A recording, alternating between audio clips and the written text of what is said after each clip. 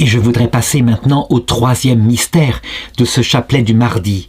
Un mystère qui va regarder comment, eh bien, il n'y a pas que le mauvais larron qui est frappé, je dis, par des religions très mauvaises, très dures. La religion de Moïse a des côtés très durs, il faut le reconnaître, des ordres de génocide. Donc on peut dire que Dieu sauve les hommes en lui manifestant sa propre dureté. Après l'exil à Babylone, une nouvelle partie apparaît dans le Nouveau Testament, dans l'Ancien Testament. La partie où Dieu se met à affiner les hommes et les sauve à travers la croix du bon larron, donc de l'homme juste, de l'homme qui a compris que finalement ce ne sont pas des sacrifices d'animaux que Dieu veut, mais un cœur humble, un cœur assoiffé de Dieu. Et donc on le voit à travers toute cette période-là. Je voudrais en particulier faire méditer sur le prophète Daniel, celui de l'exil à Babylone, celui qui dit: le sacrifice qui plaît à Dieu, c'est un esprit brisé, un cœur humble. Ou alors sur le prophète Job, qui lui, frappé de douleur, crie vers Dieu pour qu'il s'explique, et Dieu ne s'explique pas à Job, c'est pas encore le moment. Il n'a pas l'explication du mystère de la souffrance qui frappe les justes comme les injustes.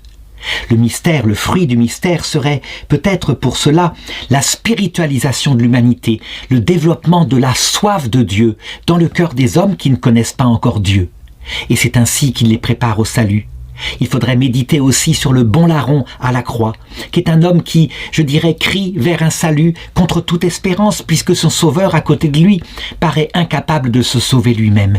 Voilà ce que c'est, ce que Dieu prépare dans le cœur des hommes qui ne le connaissent pas encore.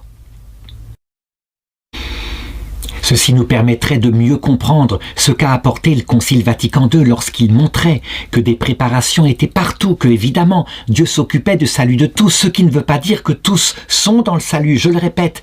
Non, mais ils sont déjà dans des préparations, ce qui ne veut pas dire non plus que tous seront sauvés. Il y aura possibilité de rejeter ultimement ce salut. Mais ce que nous devons tenir avec Gaudium et Spes 22.5, c'est que tous se verront proposer le salut, sans exception, par un moyen connu de lui, qui peut être divers et qui se terminera ultimement par la venue du Christ.